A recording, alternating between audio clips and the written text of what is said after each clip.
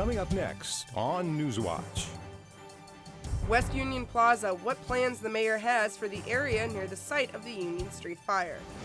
A new athletic academic facility, why many faculty feel it may not be a good investment for OU. And in sports, a basketball national champion was crowned last night. Find out how it happened when Newswatch starts right now. Broadcasting live from WOUB TV in Athens. This is Newswatch. It has been a year and a half since the Union Street fire, and construction on West Union has reduced traffic to one lane. Good evening, I'm Mackenzie Pyatt. And I'm Carly Bell. Thanks for joining us. Construction has caused traffic backups and frustration from those traveling through the area. While many are anxious for the completion of the construction, the street may not ever be the same as it was before. The fire ripped through the area 2 years ago. WOUB reporter Triana Connolly has more on the creative approach to repair the area.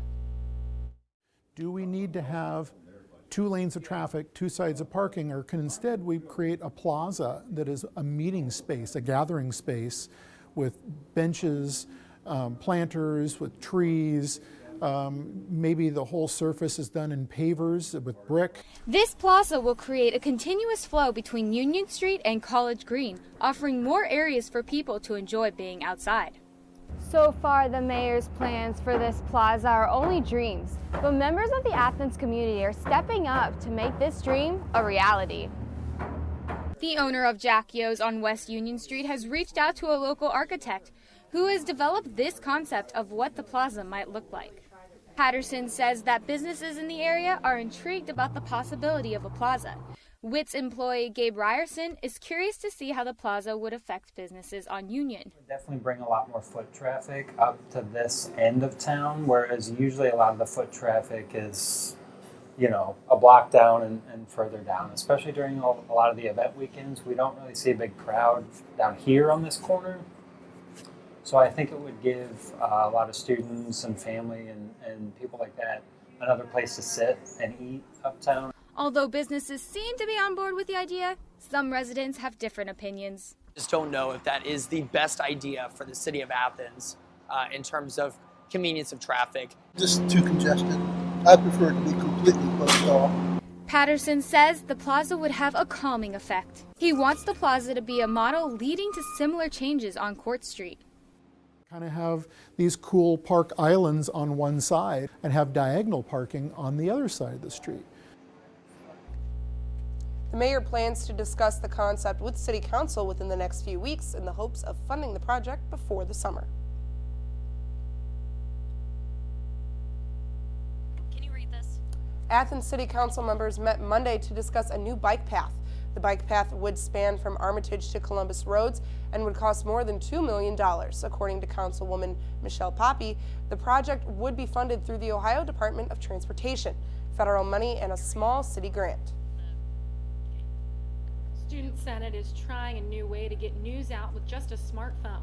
The push is to change the university's Bobcat readership program to print fewer copies of USA Today and instead having a free app called Buzz that will integrate USA Today content.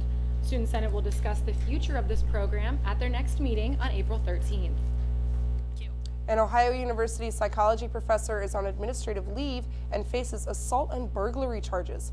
Keith Markman is accused of breaking into his former girlfriend's home and hitting her yesterday. Lancaster police identified the girlfriend as a student at the university. Markman is an associate professor and has been an employee of the university for 15 years. He was arraigned and pleaded not guilty. A worker has died on the job. Kevin Brown of Belmont County died Monday afternoon at the Anchor Hawking plant in Lancaster. Fire officials say 3 workers were inside a ceramic tank trying to make repairs when the dome collapsed. The tank is usually filled with molten glass, but it was empty at the time. The other 2 workers were able to escape. An Athens man is seeking dismissal of a trespassing charge. The Athens Messenger reports Elliot Coleman was charged in October after he entered a chained-off area while protesting a directory that is on an outside wall of the courthouse. A hearing for the motion is set for 2 p.m. Wednesday. Thanks to an alumni donation of more than $2 million, Ohio University is laying the groundwork for the Sook Center, a new academic facility dedicated to student athletes. But not everyone on campus is thrilled. WOUB reporter Lily Bradley is live in the newsroom with more on the controversy surrounding the new center. Lily? OU announced its plans for the Sook Center nearly 2 years ago. And while many on campus are excited about the plans, others feel the creation of the space exclusively for student athletes reinforces the academic separation of those students from their peers.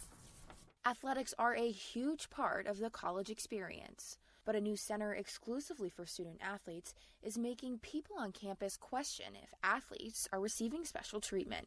That it keeps them apart from the general student population, that it removes them from faculty oversight and everything else.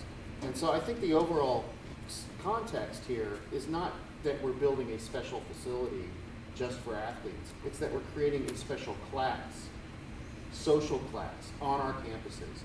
While some faculty members are upset with the university's plans for the new center, Dr. Robert Colvin is optimistic and feels the center may help student athletes meet NCAA regulations.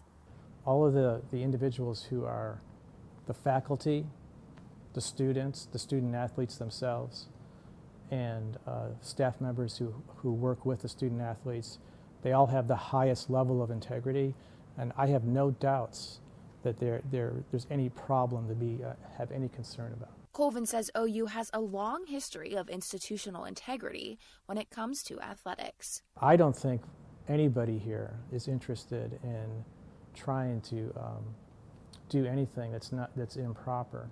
The building of the academic center is not going to change that. The Sook Center will be located in the north end zone of Peden Stadium.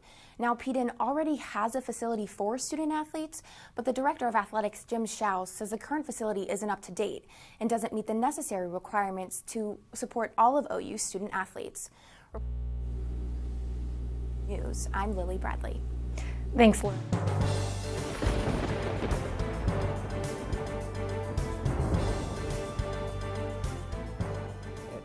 And after looking at your several temperatures that we used to see, those high 60s for day in, day out, we saw the 43 degrees for today as we look right now in our area as 43. We have a freeze warning in effect until 9 a.m. tomorrow. As we'll see, our dew point is 10 degrees. As we look over throughout the region, we'll see 44 degrees throughout most of the eastern half of our region, while 41 in Chillicothe. As we look overnight tonight, we'll see around 8 p.m. we'll see 41 degrees, and 12 and 4 a.m. we'll see those increasing clouds come in the area with 26 degrees. Now back over to Mackenzie in the newsroom. Thanks, Dalton. And 2 counties in West Virginia are refusing to accept online voter registration. The county clerks say they're uncomfortable with security provisions on the voter registration website. Kanawha County and Cabell County will not accept applications through the website until changes are made. Both clerks are concerned with the security questions and how the registration doesn't require a physical signature. A West Virginia plan for it could increase the burden of food banks. The state announced last year that it would reinstate a requirement for SNAP recipients, the meet, work, or training requirements. The SNAP recipients need work or train 20 hours per week or they lose their benefits. The executive director of the Mountaineer Food Bank thinks the changes will discourage people from applying for SNAP, and food banks will have to supply the additional relief. And the Ohio Senate is considering a bill that gives judges an option to suspend a driver's license for someone who is convicted of a drug charge, instead of the license suspension being mandatory. The law affects only drug convictions that don't involve driving and would allow a judge to end previously imposed license suspensions for drug charges not involving a vehicle. The Vinton County High School trip to Europe is canceled following the Brussels attack. Vinton County High School Student Council planned to go to France and Spain in November, but because of the bombings which injured hundreds and killed more than 24 people, they are not. Vinton County High School Principal Kevin Waddle says they just want to keep their students safe.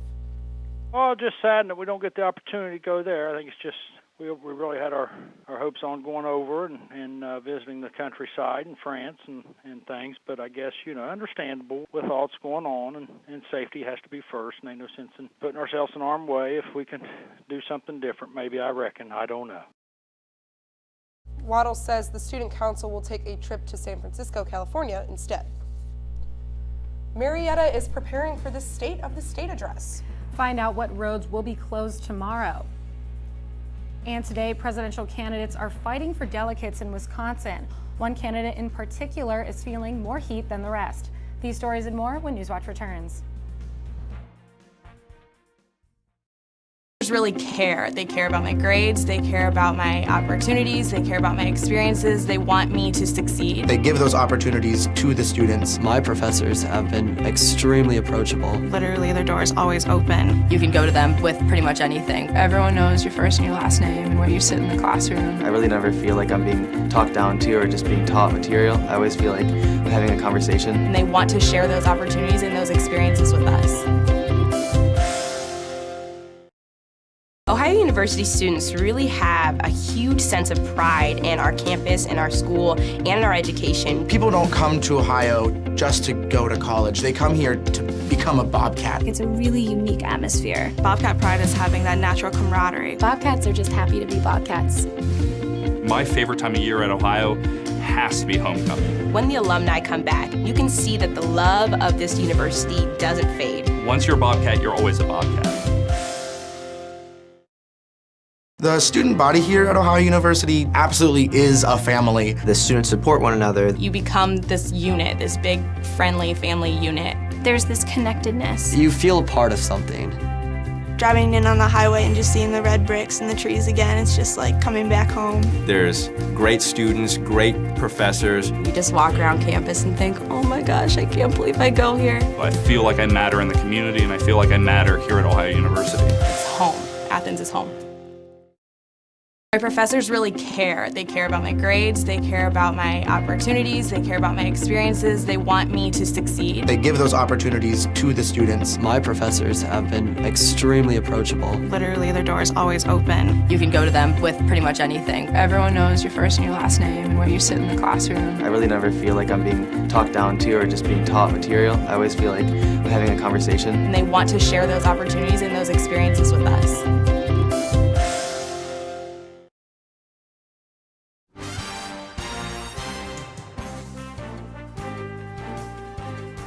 All eyes are on Wisconsin primaries today. Kim Hutcherson has more on this unusual campaign season and the GOP frontrunner who is catching heat from all sides.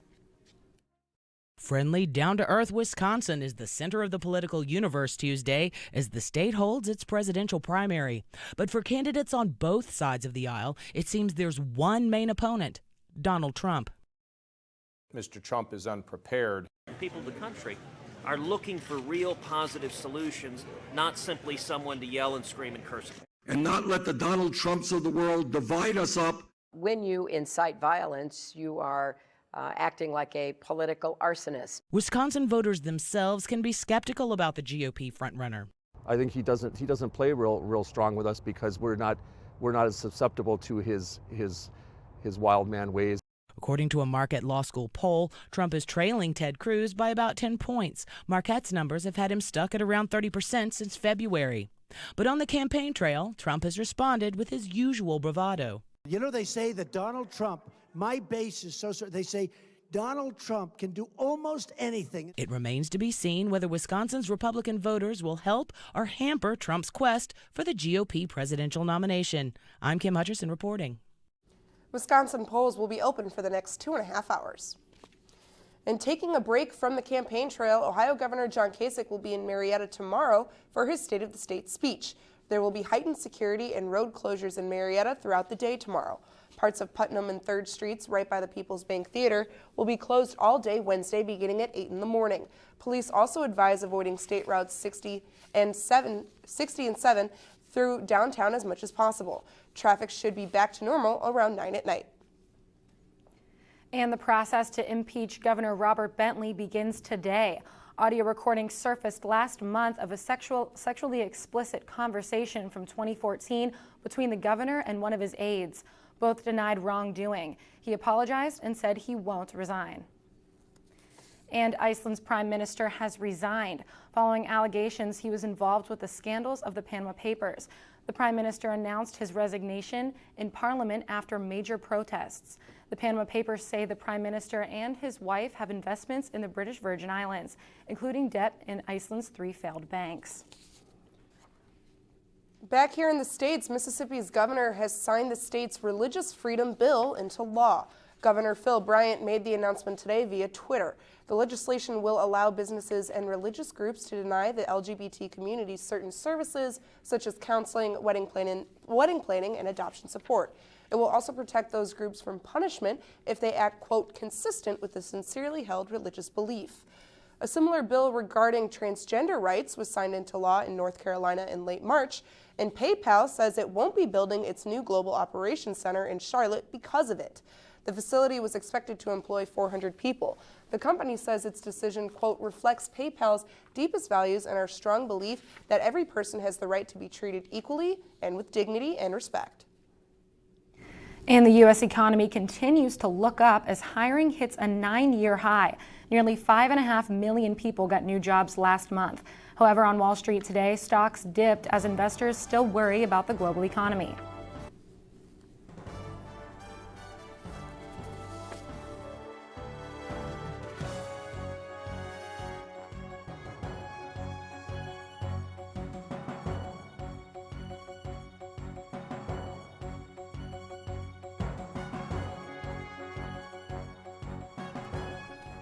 How much are newlyweds spending on their big day?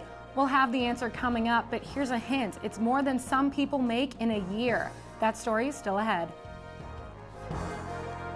With this further weekend coming up, rain with some possible snow, including winter-like temperatures, all that and my extended forecast coming up after the break. Body here at Ohio University absolutely is a family. The students support one another. You become this unit, this big, friendly family unit. There's this connectedness. You feel a part of something. Driving in on the highway and just seeing the red bricks and the trees again, it's just like coming back home. There's great students, great professors. You just walk around campus and think, oh my gosh, I can't believe I go here. I feel like I matter in the community, and I feel like I matter here at Ohio University. It's home. Athens is home. Ohio University students really have a huge sense of pride in our campus, in our school, and in our education. People don't come to Ohio just to go to college. They come here to become a Bobcat. It's a really unique atmosphere. Bobcat pride is having that natural camaraderie. Bobcats are just happy to be Bobcats. My favorite time of year at Ohio has to be homecoming. When the alumni come back, you can see that the love of this university doesn't fade. Once you're a Bobcat, you're always a Bobcat. The student body here at Ohio University absolutely is a family. The students support one another. You become this unit, this big, friendly family unit. There's this connectedness. You feel a part of something. Driving in on the highway and just seeing the red bricks and the trees again, it's just like coming back home. There's great students, great professors. You just walk around campus and think, oh my gosh, I can't believe I go here. I feel like I matter in the community, and I feel like I matter here at Ohio University. It's home. Athens is home.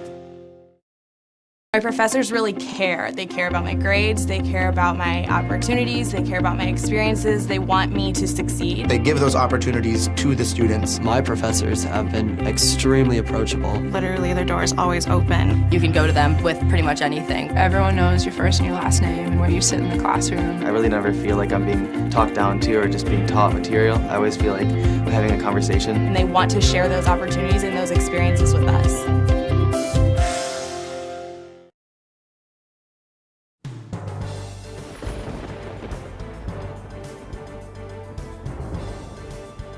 Welcome back to the Newswatch Weather Center. I'm Dalton Lochran.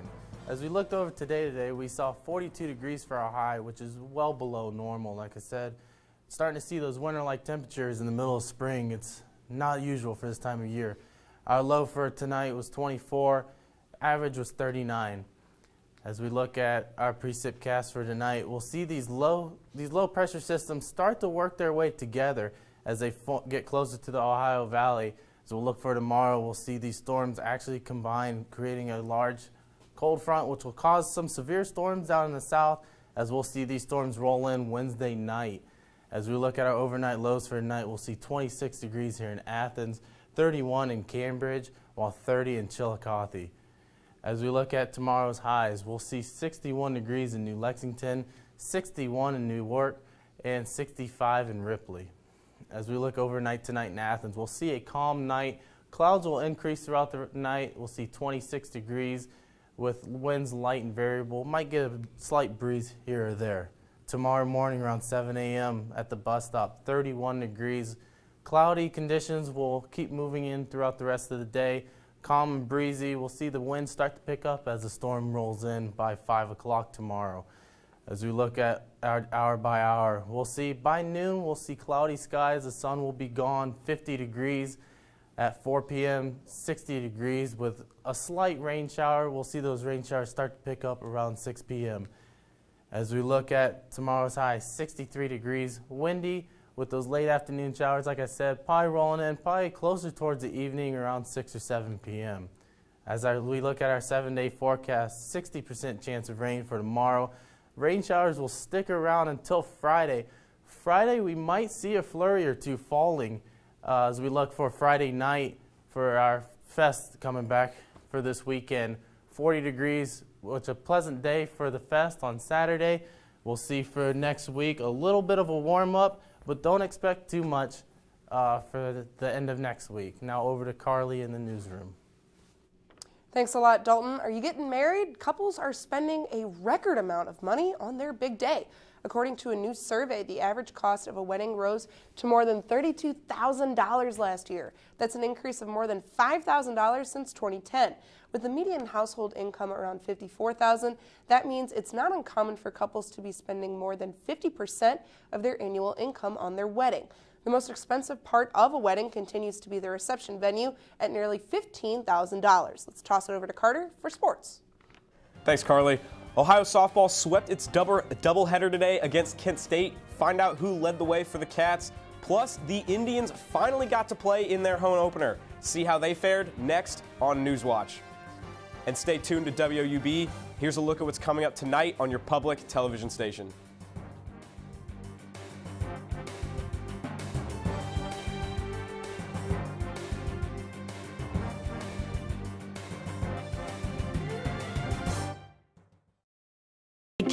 They care about my grades, they care about my opportunities, they care about my experiences, they want me to succeed. They give those opportunities to the students. My professors have been extremely approachable. Literally, their door is always open. You can go to them with pretty much anything. Everyone knows your first and your last name and where you sit in the classroom. I really never feel like I'm being talked down to or just being taught material. I always feel like I'm having a conversation. And they want to share those opportunities and those experiences with us. Ohio University students really have a huge sense of pride in our campus, in our school, and in our education. People don't come to Ohio just to go to college. They come here to become a Bobcat. It's a really unique atmosphere. Bobcat pride is having that natural camaraderie. Bobcats are just happy to be Bobcats. My favorite time of year at Ohio has to be homecoming. When the alumni come back, you can see that the love of this university doesn't fade. Once you're a Bobcat, you're always a Bobcat. The student body here at Ohio University absolutely is a family. The students support one another. You become this unit, this big, friendly family unit. There's this connectedness. You feel a part of something. Driving in on the highway and just seeing the red bricks and the trees again, it's just like coming back home. There's great students, great professors. You just walk around campus and think, oh my gosh, I can't believe I go here. I feel like I matter in the community, and I feel like I matter here at Ohio University. It's home. Athens is home.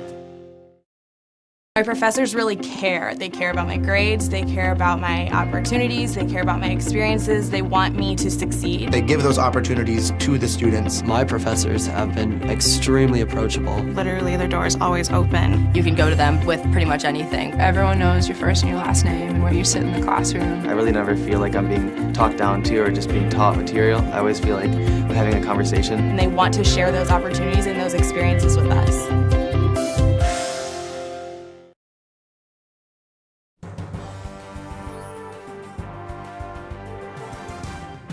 Welcome back. I'm Carter Eckel. Ohio softball took on Kent State in a doubleheader today. The Cats were able to bounce back to 500 in MAC play and set themselves on the right course early in Game 1. Designated hitter Morgan Gino launched a 3-run homer over the center field wall in the 4th inning, propelling Ohio to a 4-1 win. The offense put Ohio in front early, but Savannah Jo Dorsey held the Flashes in check all afternoon. Game 2 saw the same power from the Cats as Cassie Hutchinson belted a 3-run homer of her own in the 2nd inning. The second matchup also highlighted another impressive showing from Dorsey, who allowed a total of 3 runs in 14 innings of work with 23 total strikeouts. Ohio baseball heads south to Richmond, Kentucky to take on the Eastern Kentucky Colonels in a 1-game series. Both teams are looking to bounce back from blowout losses after the Cats fell 20-3 in their series finale against Ball State. The Colonels allowed 16 runs in their most recent loss to Morehead State. First pitch was just under an hour ago, and our last update, Ohio led 2-1 through 2 innings of play. College basketball season came to a close last night with one of the greatest finishes March Madness has ever seen. With just under 2 minutes left, Villanova had pulled out to a 6-point lead. Marcus Page and Bryce Johnson scored 7 points down the final stretch, only to be outdone by a couple of Wildcat free throws. The Tar Heels ran up the floor with 13 seconds left when Page knocked down a double-clutch three-pointer to knot the game up at 74 apiece. However, a timeout called by Coach Jay Wright and a quick inbounds play allowed Chris Jenkins of Nova to get off a shot before time expired, and it went in. The buzzer-beating three-pointer clinched Villanova its first national title since 1985 by a final score of 77-74. Opening day was postponed yesterday for the Indians, but not to fear, as an early off day allowed the Tribe to play their first game earlier this afternoon. David Price and Corey Kluber cruised through the first 2 innings unscathed before anybody was able to cross the plate. Mookie Betts took Kluber deep in the 3rd inning, giving the Sox a 2-0 lead, and the Tribe was able to muster 2 runs, but not before Boston added 4 runs of its own. The 2 squads face off again tomorrow night at 6 o'clock, with Carlos Carrasco taking the hill for the Indians. Cincinnati's opening day was not postponed yesterday, and the Redlegs got off to exactly the start they were looking for. The first 7 innings between the Phillies and the Reds were mostly a pitching duel before Cincy came up to bat in the bottom of the 8th. The Reds scored 5 runs off of the Phillies bullpen, putting them out in front 6-2. A Zach Cozart sac fly and 2 singles coupled with Phillies' defensive struggles gave the Reds the 4-run win. Game 2 of that series starts at 7 o'clock tomorrow night. The Columbus Blue Jackets played again last night against the New York Rangers. The Jackets trailed 3-1 at the end of the 2nd period, but Nick Foligno gave the game life when he scored midway into the 3rd period. However, that was as close as Columbus would get after Derek Steffen scored with just over a minute left to play, giving New York the 4-2 win. That does it for sports. Back to you, Dalton. Thanks, Carter. Now, if you look over right now, we'll see 43 degrees. Like I said, that freeze warning is in effect until 9 a.m. You might want to cover up those plants and turn on your heaters. Dew point was at 10 degrees Fahrenheit with our humidity at 25%. As we look right now across the region, 43 degrees in Athens, 44 in Marietta, 42 in Cambridge. If we look at our 7-day forecast, we'll see 63 for our high tomorrow, 60% chance of rain. That'll last through Friday. Throughout the whole day Friday, we'll see isolated storms Thursday and Friday with possible snow showers on Friday night. For the start of next week, a little bit of a warm-up. Now over to Carly and Mackenzie. Thanks a lot, Dalton. I'm really not excited. Hopefully that freeze warning doesn't stick around long enough. It is April. Yeah, and it's nice to see that it's not going to rain this weekend at least. Oh, absolutely. I'm really happy that we're not going to have any rain, though.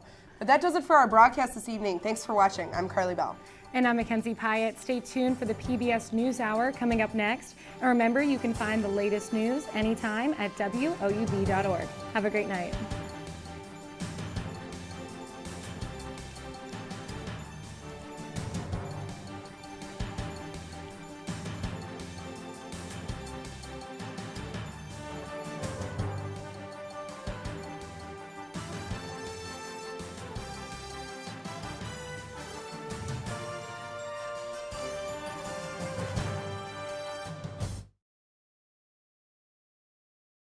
students really have a huge sense of pride in our campus, in our school, and in our education. People don't come to Ohio just to go to college. They come here to become a Bobcat. It's a really unique atmosphere. Bobcat pride is having that natural camaraderie. Bobcats are just happy to be Bobcats.